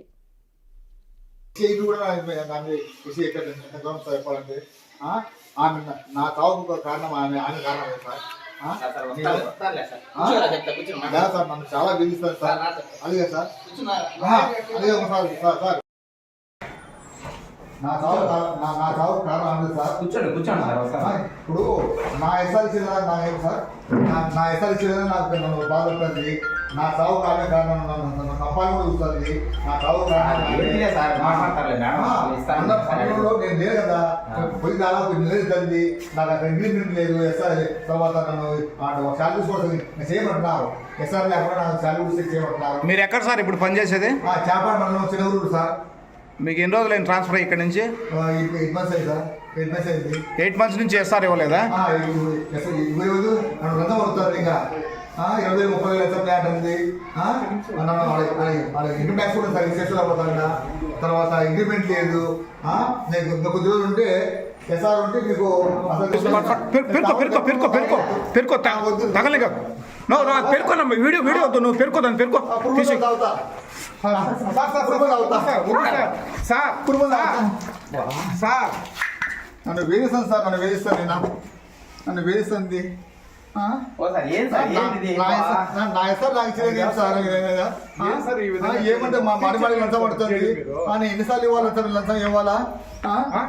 నన్ను సంపాదన కూడా ట్రై చేస్తాను సార్. నేను నా ఆత్మ వేరే క్యాస్ట్ సరే నేను ఎస్సీ అయితే కూడా నా మీద ఎస్సీ అక్కడ సార్. నా ఎస్ఐ నేను ఎస్సీ అయినా కూడా నా మీద ఎస్సీ అక్కడ పెడతాను సార్.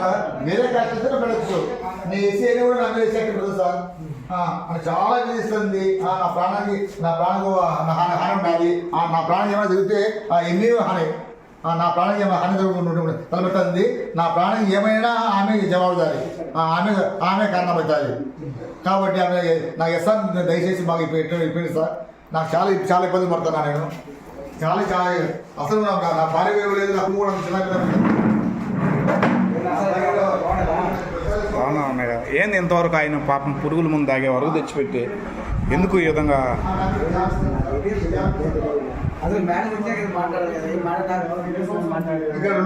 మేడం ఈ టయానికి వచ్చేయాలి కదా, 9 కల్లా ఇక్కడ ఉండాలి కదా. ఎక్కడికి వెళ్ళారు? సార్ ఏం జరుగుతుంది ఇక్కడ? ఆయన ఆత్మహత్యాయత్నానికి ఎందుకు ప్రయత్నించారు? మీరేం చేస్తారు ఇక్కడ? ఎంఐఎస్. మేడం ఎన్ని గంటలకు రావాలి యాక్చువల్గా? రావాల్సిన టైమింగ్ ఎన్ని గంటలకి? రావాల్సిన టైమింగ్ ఎన్ని గంటలకి? 9కి ఉండాలి. ఇప్పుడు టైం ఎంత? 9:40. అది కాదు సార్, మీరే సక్రమంగా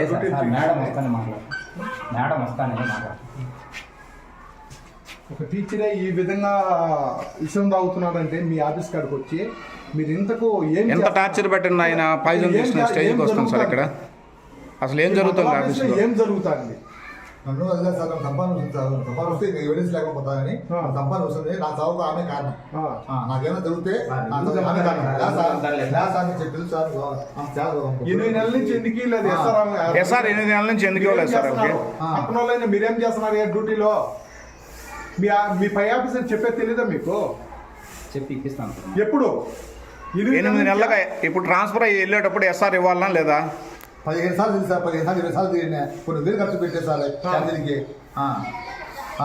వ్యక్తి ఈ విధంగా ఇష్టం అవుతున్నా అంటే ఇంట్లో టార్చర్ కన్నా మీ టార్చర్ ఎక్కువ అవుతుంది. అతను ఎట్లా బతకాలి? అది ఇక్కడ టార్చర్ ఎక్కువ సార్. నా ఇంట్లో నా భార్య పిల్లలు తీసుకోపోను మైండ్ రావా సరి తెచ్చుకున్నాక నీకు సరైన జీతంలో రాబలే అని అంటున్నారు సార్.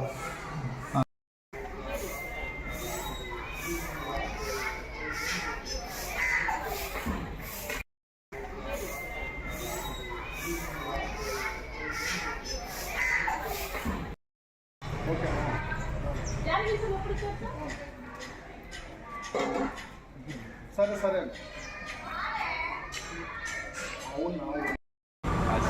2021 జనవరి 15 వచ్చేసారు అక్కడికి.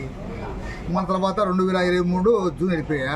ఈ మధ్యకాలంలో సుమారుగా ఆ స్కూల్కి రావడము చేయడము అలా సుమారు ఇంతకుముందు 15 వేల లంచం తీసుకున్నాను. తర్వాత మళ్ళీ మధ్యలో ఇస్తున్నాను. తర్వాత తీరా ఎస్ఆర్ పోతుంటే లంచం ఇస్తేనే 20-30 వేల లంచం ఇస్తేనే ఇలాంటి ఇవ్వడము. 8 నెలలు పోయినా కూడా అక్కడ ఎస్ఆర్ లేకుండా నాకు చాలా ఇబ్బంది పోయింది. జనవరి ఇంక్రిమెంటు ఎస్ఆర్ ల్యాక్ చేసుకోలేదు. మళ్ళీ ఇన్కమ్ ట్యాక్స్ కూడా సరి చేసుకోలేదు. అన్నీ ఎస్ఆర్ లేకుండా మీకు డబ్బులు శాలరీ సేమ్ అయిపోయినారు. చాలా బాధపడినాను. ఎన్నోసార్లు 15 సార్లు 20 సార్లు వచ్చాను. ఎప్పుడు వచ్చినా నన్ను గట్టిగా మాట్లాడము, చేయడము, పంపడము. ఆ విధంగా నాకు విసుగు వచ్చేసి ఈరోజు వచ్చి ఆ విధంగా చేయాల్సి వస్తున్నాను.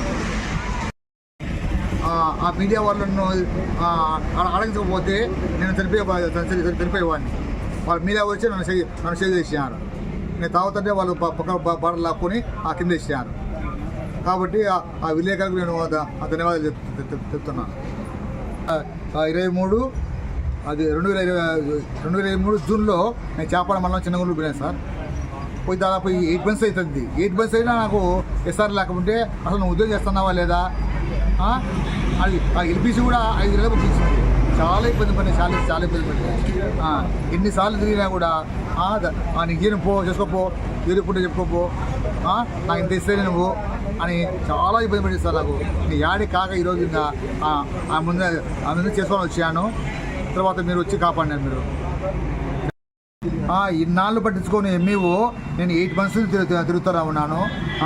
దబాయి చేయడం అంటే ఈరోజు యాడి కాక నేను ఆత్మహత్య ప్రకటించింటే దానికి భయపడి రికార్డు తీసుకొని పోలీస్ స్టేషన్లో నేను బలవంతంగా నాకు ఇచ్చింది సార్. అది ఇష్టప్పుడు కూడా ఇవ్వలే. పోలీసులు బలవంతంగా ఆమె ఇచ్చింది, కానీ నాకు ఇష్టప్పుడు ఆమె ఇవ్వలేం లేదు. తర్వాత నాతో కూడా సార్ 5 నెలలు పంపించింది సార్. 5 నెలలు శాలరీస్ లేక నా కుటుంబం ఎంత ఇబ్బంది పడింది, అంత ఇబ్బంది పడింది. 5 నెలల్లో మళ్ళీ అప్పులు పాలయ్యి యాడే కాక ఆత్మహత్య చేసుకోవాలని వచ్చింది సార్. అది ముఖ్యంగా మీరు ఆత్మహత్య చూసి అది ఆపేసినారు. లేకుండా నేను యాడే చనిపోయాను సార్. చాలా ఇబ్బంది పడుతుంది నాకు. మనలో కూడా ఆమె ఇంతవరకు చాలా ఒకరు కూడా నాదే కాదు ఇంకా 5-6 మంది ఎస్ఆర్ కూడా పెండింగ్ పెట్టినా కానీ నేను విన్నాను సార్. అందరినీ బాధపెడతా ఉంది చేస్తాను.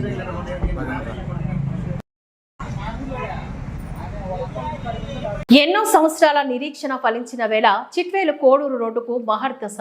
డబుల్ రోడ్డు పనులకు భూమి పూజ చేసే పనులు ప్రారంభించిన రైల్వే కోడూరు శాసనసభ్యులు ప్రభుత్వ విప్ కొరముట్ల శ్రీనివాసులు హర్షం వ్యక్తం చేస్తున్న స్థానిక ప్రజలు.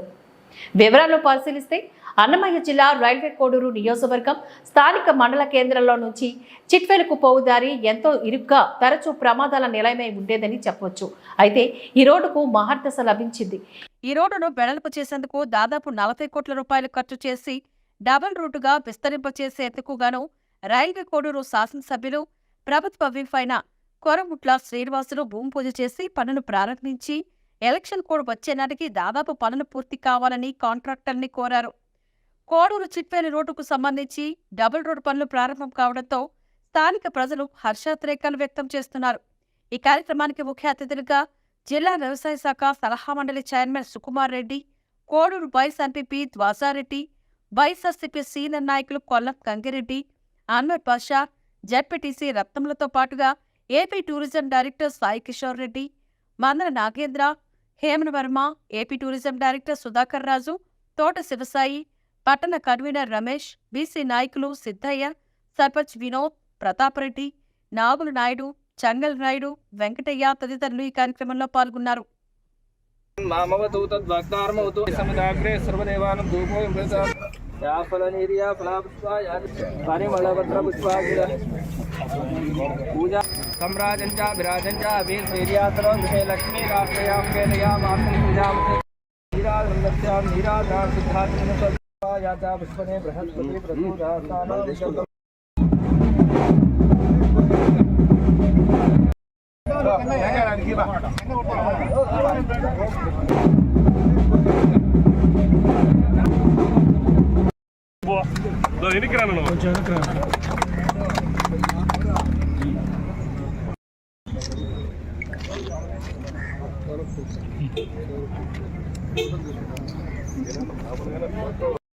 ఎన్నో దశాబ్దాల నుంచి కోడూరు చిట్వేలు దాదాపు 26 కిలోమీటర్లు.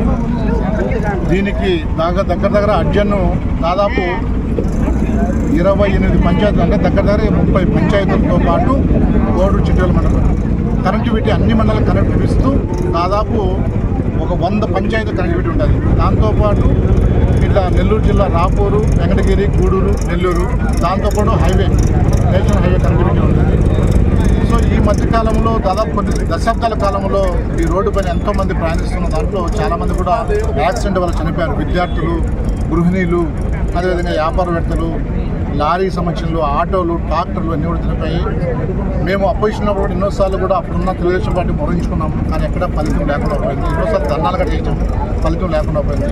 కానీ ఈ ప్రభుత్వం వచ్చినాక ఖచ్చితంగా మేము చేస్తామని ప్రజలకు హామీ ఇచ్చాం. చుట్టూ ప్రభుత్వం అనుకున్నాడు, దేవుని ఆశీస్సుల వల్ల, ప్రజల దేవుని వల్ల ప్రభుత్వం వచ్చినప్పటి నుంచి కూడా ప్రయత్నం చేస్తున్నాం. కరోనా ఒక మహమ్మారి 2 సంవత్సరాలు 2.5 సంవత్సరాలు తినివ్వడం వల్ల కొద్దిగా ఆలస్యమైంది.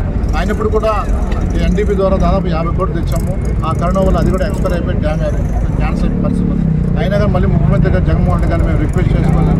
ఇది దగ్గర దాదాపు 1 లక్ష మంది ప్రజల ఆకాంక్ష, ఇది ఖచ్చితంగా మనం చేస్తే బాగుంటుందని రిక్వెస్ట్ చేయడం వల్ల సీఎం గారు దాన్ని సైన్ చేసి ఇమ్మీడియట్గా టక్కర్ స్టెప్ బై స్టెప్ అన్ని కూడా క్లియర్ చేసుకొని దాదాపు notification, GO, tender, technical sanction, మళ్ళీ జ్యుడిషియరీ, అదేవిధంగా సిఓటి అన్ని కూడా క్లియర్ చేసుకొని 3 రోజుల క్రితం బ్యాంక్ గ్యారంటీ అయిపోయి అగ్రిమెంట్ అయిపోయి ఈరోజు చిట్టువేలు కోడ్ నిర్మాణంతో పాటు పనులు కూడా ఈరోజు చురుగ్గా వేగవంతంగా ఈరోజు దాదాపు 5-6 మిషన్లు పెట్టి కాంట్రాక్ట్ కూడా చేస్తున్నాం. దీనికి సంబంధించిన ఈ యొక్క కోడు చిట్టువేలు మంది ప్రజలకు, ముఖ్యంగా నాయకులకు, ప్రజలకు, అదేవిధంగా ప్రజాప్రతినిధులకు, దాంతోపాటు ఆర్ఎన్బి ఈ గారికి, ఎస్సీ గారి, డిఈ గారి అధికారులకు, కాంట్రాక్ట్ అందరూ ధన్యవాదాలు చెప్తున్నా. ప్రజలకు ఎప్పటి నుంచో ఎదురు చూస్తున్న ఈ యొక్క విలాసవంతమైన సౌకర్యమైన దారి దీనికోసం వెయిట్ చేస్తున్నా. ఈరోజు ప్రజల నిజంగా నాకు మనస్ఫూర్తిగా సాటిస్ఫాక్షన్ ఉంది. అంటే ఒక పని చేస్తే ఒక 10 మంది ఎంత సంతోషపడతారు ఈ పని గురించి అన్నది ఈరోజు కళ్ళారా చూశాను. ఎందుకంటే ఈరోజు కొన్ని వేల మంది కూడా నిన్నటి నుంచే ప్రశంస పార్లమెంట్ సభ్యులు మిథున్ రెడ్డి గారికి, నాకు ధన్యవాదాలు చెప్తున్నాను. కూడా మాతో పాటు మా క్యాడర్, పార్టీ క్యాడర్, ఇప్పుడు కోడూరు చిట్టువేలు మంది లీడర్లందరూ కూడా చాలా ధన్యవాదాలు చెప్తున్నాను. కాబట్టి ఈ రోడ్డు సాధ్యమంత వరకు తొందరగా కంప్లీట్ చేయాలని చెప్పేసి అధికారులకు, కాంట్రాక్టులు కూడా నిర్వహిస్తున్నాను. టెక్నికల్గా ఏది అంశమైనా దాన్ని అధిగమించి దాదాపు ఎక్కడ గ్రామాల్లో కూడా కొన్ని అడ్డంగా లేకుండా ఎందుకు ఈ రోడ్డు చాలా అవసరం. ఎంతోమంది ప్రాణాలకు కాపాడగలిగే రోడ్డు ఇది. Chittuvelu Koduru widening and strengthening road. దాదాపు 35 కోట్ల రూపాయలతో కల్వర్ట్స్, బ్రిడ్జెస్, ఇంకా కొన్ని ఇంకా 15 కోట్లు కూడా అవసరం ఉంది. దాన్ని కూడా మేము చేస్తామంటే 50 కోట్ల రూపాయలతో bridges, culverts, road widening, strengthening అని కూడా చేస్తాం. దీనికి సాధించి అందరూ కూడా గౌరవ ముఖ్యమంత్రి జగన్మోహన్ రెడ్డి గారికి మనస్ఫూర్తిగా నియోజకవర్గ ప్రజలకు ధన్యవాదాలు తెలుపుతున్నాం. దీనికి సహకరించిన నియోజకవర్గ ప్రజలకు, అదేవిధంగా లీడర్లకు, మా పార్లమెంట్ సభ్యులు మిథున్ రెడ్డి గారు, ఆయన కూడా నిరంతరం కూడా వచ్చేసి ఎక్కడ ఉన్నా ఏదైనా తొందరగా చేద్దామని ఆయన కూడా వచ్చేస్తున్నారు. ధన్యవాదాలు చెప్పుకుంటున్నాను. గతంలో నిజంగా పొలిటికల్గా నేను మాట్లాడకూడదు. ఇటువంటి కార్యక్రమాలు ఎన్నో కార్యక్రమాలు నియోజకవర్గంలో వస్తాయి. గవర్నమెంట్ వచ్చిన కాలం నుంచి గౌరవ ముఖ్యమంత్రి జగన్మోహన్ రెడ్డి అధికారంలో చేపట్టి నుంచి కూడా నాటి నుంచి నేటి వరకు కూడా ఒక Koduru Chittuvelu winding strengthening road కాకుండా 50 కోట్ల రూపాయలు సోమశిల బ్యాక్ వాటర్, తాగునీరు, సాగునీరు, అంటే దాదాపు 10,000 ఎకరాలకు నీళ్ళు ఇచ్చే కార్యక్రమం. అన్ని ట్యాంకులు నింపుకుంటా పోతున్నాం. దాదాపు చరిత్రలో ఎవరు నిజంగా అదే అంటున్నాం కదా, మనస్ఫూర్తిగా ఈరోజు మాకు నిద్ర వస్తుంది, హ్యాపీగా సంతోషపడుతున్నాం. ఇచ్చే కార్యక్రమం టెక్నికల్ శాంక్షన్ కూడా క్లియర్ అయిపోయింది. అది కూడా ఒక 1 వీక్ కంటెస్ట్లోనే అది కూడా స్టోన్ వేస్తామని చెప్పేసి తెలియజేస్తూ, దాంతోపాటు వాకేట్ కూడా సెట్టుకుంట దగ్గర కోడూరు మండలంలో 5 ఎకరాలు నీళ్ళు ఇచ్చే కార్యక్రమం. వాకేట్ నిండు కుండలా ఉంది. శేషాశాల అడుగు నుంచి వచ్చి నీళ్లు ఎండగట్టి గత ప్రభుత్వంలో కూడా చేయనటువంటి కూడా ఈ ప్రభుత్వం చేస్తూ ఈరోజు అయిపోయింది, డ్యామ్ అయిపోయింది, నీళ్ళు పొలాలకు ఇస్తున్నాం. ఎందుకంటే వాకేట్ కొన సంబంధించి అన్ని కూడా 5 ఎకరాలు చెట్టుకుంటా, వాకేట్ కొన, కొత్తపల్లి, ఊపరపల్లి, మాదరంపోడు, గంగరాజు కూడా అనేక ప్రాంతాలు నిలిచే కార్యక్రమం చేస్తున్నాం. దాంతోపాటు రైల్వే అండర్ బ్రిడ్జ్ కూడా ఎద్దుప్రతపై పనులు జరుగుతున్నాయి. ఒక దగ్గర రైల్వే కోడూరు ప్రొటెక్షన్ వాళ్ళు దాదాపు 50 కోట్ల రూపాయలతో అధికార శంకసారి పనులు కూడా శ్రీకారం చేసినారు. అదేవిధంగా ఇది కొల్లంపేటలో దాదాపు ఉడుమారుపల్లి కాడ నుంచి దాదాపు సాధువారపల్లి, అన్నాసముద్రం వరకు దాదాపు 23 కోట్ల రూపాయలు అది కూడా రోడ్డు క్లియర్ అయిపోయింది. శంకుస్థాపనే రిబ్బన్ కట్టి వెహికల్స్ అన్ని పోతున్నాయి, చేసుకోవాలి. ఈ విధంగా పెనమలూరు మండలం కానీ పోలవరపల్లి మండలంలో దాదాపు 400 కోట్ల రూపాయలతో కాప్పల్లి, అరుణుతవాడ, అర్జునవాడ, బీసీ కానీ అన్నింటి కూడా షిఫ్ట్ చేసి 400 కోట్ల రూపాయలు కాంపన్సేట్ చేస్తున్నాము. దాంతోపాటు అందరూ కూడా ఉద్యోగ అవకాశాలు కూడా కల్పిస్తున్నాము. మొత్తం ప్రతి మండలం ఒక మైల్ స్టోన్ ఇక్కడ ఉంది. ప్రజలు దీన్ని అవైల్ చేసుకోవాలా, ఉపయోగించుకోవాలా. ఈ ప్రభుత్వం ఇన్ని మంచి పనులు చేస్తూ ఉంది, ప్రజలు కూడా గమనించాలి. ఎందుకంటే ఒక దగ్గర సంక్షేమం, ఒక దగ్గర డెవలప్మెంట్, ఒక దగ్గర డెవలప్మెంట్. ప్రతి ఇంటికి 1 లక్షల నుంచి 10 లక్షలు వచ్చే కార్యక్రమం ఈరోజు ముఖ్యమంత్రి గారు బటన్ నొక్కి వేస్తున్నాడు. దాంతోపాటు డెవలప్మెంట్ తీసుకొని మీ కళ్ళ ముందర ఇలా మనం చూస్తున్నాం. Koduru Chittuvelu road, widening strengthening road, Somasila back water, railway under bridge, protection వాళ్ళు, సీసీ రోడ్డు, దాదాపు 150 కోట్లు సీసీ రోడ్డు ఇచ్చాం 5 మండలాల్లో. అందుకే ఈరోజు ప్రజలు కూడా ఆలోచిస్తున్నారు. ఇటువంటి ప్లేసుల్లో వీళ్ళే మళ్ళీ కొనసాగితే ఇంకా ఎందుకన్నా అభివృద్ధి చెందుతుంది. మేము కూడా మళ్ళీ ఎలక్షన్ కార్డు దగ్గరకు వస్తున్నాయి. ఇది గత 5 సంవత్సరాలు మేము చేస్తూనే ఉన్నాం కంటిన్యూగా. ప్రతిరోజు కూడా జనాల్లో మా క్యాడర్ అందరూ ఉన్నాం. వచ్చే దాంట్లో కూడా మీరు అందరూ ప్రజలు గుర్తించుకోవాలి. ఖచ్చితంగా వైఎస్ఆర్సీపీని గెలిపించుకోవాలా. మమ్మల్ని మా పార్లమెంట్ మిథున్ రెడ్డి గారికి మీ ఆశీస్సులు ఈ నియోజక ప్రజలను కూడా పూర్తిగా మీరు ఆశిస్తారని చెప్పేసి గౌరవ ముఖ్యమంత్రి జగన్మోహన్ గారిని ముఖ్యమంత్రి చేసుకుంటే మళ్ళీ ఈ పథకాలు ఎక్కడైనా పెండింగ్ ఉన్నట్టు ఇంకా అధిగమించి ముందు చేస్తాం. అదేవిధంగా ఎక్కడన్నా కొంచెం తేడా వస్తే మళ్ళీ కూడా ఎన్ని వాలంటీర్లు సచివాలయం రోడ్లు నీళ్ళు నిలిచిపోయే పరిస్థితి గమనించుకోవాలని ప్రజలు కూడా గమనించుకోవాల్సిందని కోరుకుంటూ ఈ అవకాశం ఇచ్చిన నాకు నిజంగా ముఖ్యంగా దేవుడికి జగన్మోహన్ రెడ్డి గారికి ధన్యవాదాలు. కోడూరు నియోజకవర్గ రుణం తీర్చుకోవాలని చెప్పి ఓ ప్రభుత్వ పాఠశాలలో పోలీసులను కాపలా పెట్టి డీఈఓ వరలక్ష్మి కనుసన్నల్లో నిర్వహించింది. ఉద్యోగ అర్హత పత్రాల తనిఖీనా, పరీక్షల, మీడియాకు ప్రజలకు ఉద్యోగ అర్హత పత్రాల తనిఖీ అని చెప్పి పరీక్షలు జరుగుతున్నాయి. 144 సెక్షన్ అమల్లో ఉందని ఎస్ఏ భక్తవత్సల్యం తెలపడంపైన పలు అనుమానాలు వ్యక్తం చేస్తున్న మేధావులు.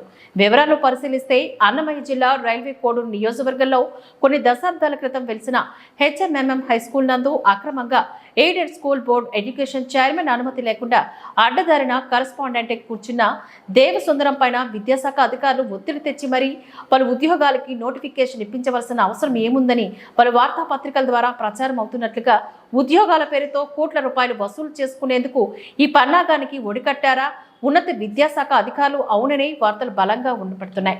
ఇందుకు సంబంధించి రాయచోట్లోని ఓ ప్రభుత్వ పాఠశాలలోని జిల్లా విద్యాశాఖ అధికారులు మీడియాని సైతం లోపలికి చేయకుండా కొనసాగించిన కార్యకలాపాలు ఏమిటో ఎప్పటికీ అర్థం కావట్లేదు. ఎస్ఏ భక్తవత్సల మాత్రం 144 సెక్షన్ అమల్లో ఉందని, ఇక్కడ పరీక్షలు జరుగుతున్నాయని మీడియా ముందు వెల్లడించారు. అయితే అక్కడ పరీక్షలే నిర్వహిస్తూ ఉంటే వచ్చిన వాళ్ళందరూ కవర్లలోనూ బ్యాగుల్లోని తీసుకెళ్లినవి ఏమిటి? కాపీలు రాయడానికి ముందుగానే అన్ని ఏర్పాట్లు చేసుకుని వాటిని ఆ బ్యాగుల్లో పట్టుకెళ్లారా? లేక విద్యాశాఖ అధికారులు వెల్లడించినట్లుగా ఉద్యోగాలకు అప్లై చేసుకున్నవారు వారి పత్రాల తనిఖీ జరుగుతుంటే వాటిని తీసుకెళ్లారా? నియామక పత్రాల తనిఖీ కార్యక్రమమే అక్కడ జరిగింది వాస్తవం అయితే మీడియాను ఎందుకో ఎలౌ చేయట్లేదు? ఎస్ఏ భక్తవత్సల్యం అన్నట్లు అక్కడ జరిగేది పరీక్షలే అయితే వారందరూ బ్యాగ్లకు కవర్లకు తీసుకువెళ్లిన పత్రాలేంటి? ఎస్ఏ భక్తవత్సల్యం చూపించింది డీఈఓ ఆర్డరేనా? అందులో ఏముంది? హెచ్ఎంఎం హైస్కూల్ నందు నియమితులయ్యే ఉద్యోగుల యొక్క అర్హత పత్రాలను తనిఖీ చేసే కార్యక్రమంలో జరిగే గోల్మాల్ను మీడియా బయటపెడుతుందనే ఉద్దేశం మనసులో పెట్టుకున్న ఉన్నత విద్యాశాఖ అధికారులు పరీక్షలకు నిర్వహిస్తున్నట్లుగా పోలీసులకు చెప్పిన 144 సెక్షన్ అమలు చేయించారా? అలా అయితే ఎవరిని తప్పుదారి పట్టించినట్లు? మీడియానా, పోలీసులనా? ఉద్యోగ అర్హత పత్రాల తనిఖీ పేరుతో అక్కడికి వచ్చిన వారందరూ బ్యాగుల్లో తీసుకువెళ్ళినవి ఏమిటి? భక్తవత్సల్యం మీరందరూ ఇక్కడి నుంచి వెంటనే ఖాళీ చేయాలని ఎందుకు అన్నారు? అక్కడ ఏం జరిగింది? పోలీసులకు విద్యాశాఖ అధికారులకు ఉన్నటువంటి లాలూచి ఏమిటో అర్థం కాని పరిస్థితి ఏర్పడిందనే చెప్పుకోవచ్చు. అక్కడ జరిగే వాస్తవాలను మీడియా వెళ్లి చిత్రీకరించేందుకు ఎన్నిసార్లు ప్రయత్నించినా లోపలికి పంపించకపోవడంలో ఆంతర్యమేమిటో పలుమార్లు విద్యాశాఖ అధికారులతో పాటుగా జిల్లా కలెక్టర్, జాయింట్ కలెక్టర్లను సైతం ఫోన్ ద్వారా సంప్రదించినా వారు స్పందించకపోవడంలోనూ ఆంతర్యమేమిటో అర్థం కాని పరిస్థితి ఏర్పడింది మన మీడియా బృందానికి. అక్కడికి వచ్చిన ఎస్ఐ భక్తవత్సల్యం చేసిన యాక్షన్ చూస్తుంటే ఆయనకు కూడా పెద్ద మొత్తంలో ముడుపులు ముట్టాయనే అనుమానాలు రేకెత్తించడంలో సందేహం లేదని కూడా చెప్పుకోవచ్చు. అక్కడ ఏం జరుగుతుందో, ఏమయ్యిందో పైన నా భగవంతుడికే ఎరుకని అంటున్నారు పలువురు మేధావులు, విశ్లేషకులు.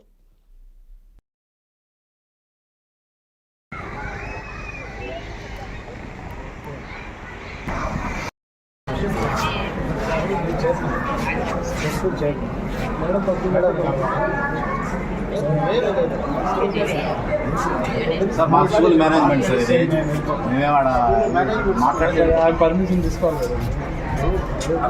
మీ మేడం గారు చెప్పారు పంపించొద్దని చెప్పారు. అదే సార్, చెప్పారా? స్కూల్ డెవలప్మెంట్స్ మా ఇది లేకుండా చేస్తున్నారు, ఎందుకు అని అడగదామని ఇచ్చాము. బోర్డు చైర్మన్ బిషప్ గారు ఇప్పుడు దిగినప్పుడు మీరు ఎక్కడ ఉన్నారు?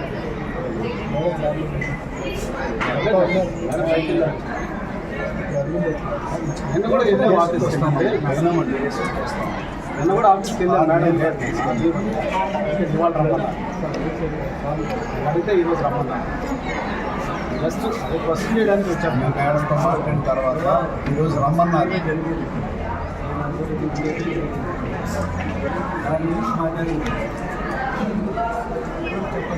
మా వితౌట్ మా మైనారిటీ ఇక్కడ నుంచి చెప్పాను మీరు. ఈరోజు ఇంటర్వ్యూ ఇస్తా అన్నారు నిన్న వచ్చి ఈరోజు ఇంటర్వ్యూ తీసుకోవడానికి మేడం చాలా బిజీగా ఉన్నారు. కాదండి, ఇప్పుడు మార్నింగ్ నుంచి కూడా అదే మాట అనుకుంటారు. మేము మార్నింగ్ నుంచి మాట్లాడుకొని వస్తాం.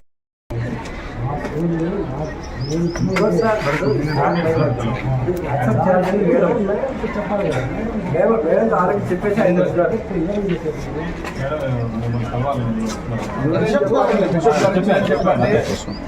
నేను మాట్లాడినది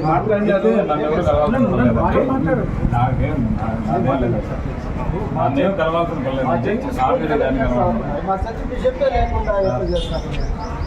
అది మేము చెప్పాం సార్ మేడం గారికి. మేము ఓన్లీ మేనేజ్మెంట్ కి మేము వచ్చి అడుగుతా ఉంటే మేము దానికి మీరు మాతో మాట్లాడేదానికి ఏమిటి ఇంకేం చెప్పాలి మేము మా స్కూల్లో డెవలప్మెంట్ చేస్తా మా చెప్తే లేకపోతే ఇంకేంటి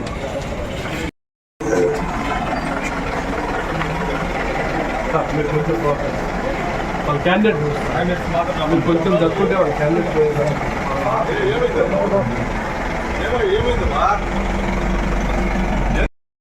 మా ఎస్ఎల్సీ బిషప్ 100 మంది తీసుకొచ్చి దౌర్జన్యాలు చేస్తే కాదు. 100 మంది తీసుకొచ్చి దౌర్జన్యాలు చేస్తే కాదు. నాకు తెలియదండి. ఈతో పోయి మీరు డిస్ట్రిక్ట్ ఎడ్యుకేషన్ ఆఫీసర్తో మాట్లాడండి. ఆడ ఎగ్జామినేషన్ కండక్ట్ చేసేది వాళ్ళు. నిన్న వాళ్ళకి కలిసి మీరు పొండి పోయి వాళ్ళతో లీగల్ గా మాట్లాడండి, లేదా కోర్టుకు పోండి. అంతేగాని దౌర్జన్యాలు అక్రమాలు రౌడీజాలు చేస్తే ఒప్పుకోమండి. ఇక అదే కదా ఇక్కడ జరిగేది, అదే జరుగుతుంది. ఆర్డర్ ఒక డిస్ట్రిక్ట్ ఎడ్యుకేషన్ ఆఫీసర్ ఇచ్చిన ఆర్డర్ మీరు ఉల్లంఘించండి. మీరెవరండి? మీరు ఖాళీ చేయండి. మీరెవరండి? మీరు ఖాళీ చేయండి. మీరు ఏదైనా ఉంటే లీగల్ గా పండి. మీరు ఏ విషయం డ్రెస్ అంటే ఏ విషయం డ్రెస్ అంటే మీ అథరైజేషన్ ఏడా కోడూరులో స్టేట్ బ్యూరో చీఫ్ ఉంటుందండి. మీరు దౌర్జన్యాలు చేసి ఏం చేస్తున్నారు? మీరు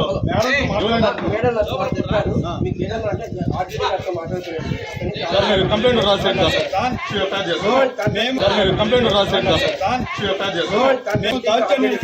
అవునండి, ఇది మాకు న్యాయం జరగాలని అంత వచ్చింది. న్యాయం జరగలేదంటే ఇక్కడ కాదు, ఎగ్జామినేషన్ సెంటర్ లో కాదు, మీరు చెప్పాల్సిందే.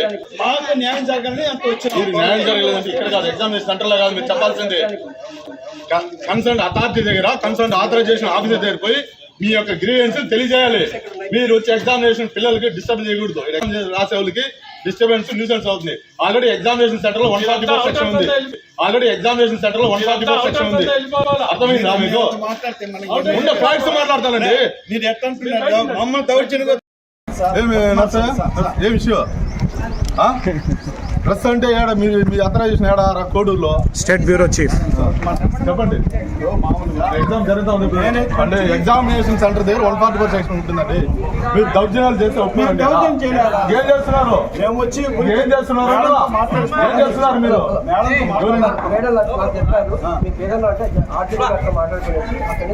కంప్లైంట్ రాసేయండి.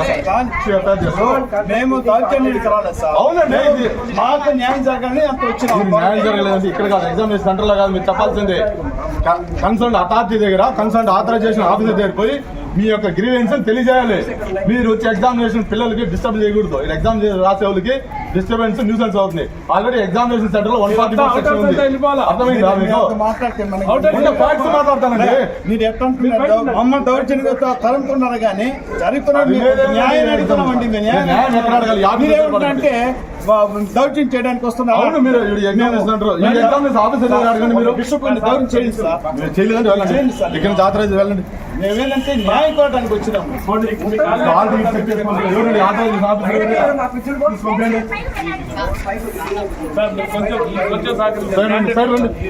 మీరు ఏంటంటే ఎడ్యుకేషన్ ఆఫీసర్ దగ్గర మాట్లాడండి, కలెక్టర్ సార్తో మాట్లాడండి, వెళ్ళండి. ఫస్ట్ పీఈటీ అంటే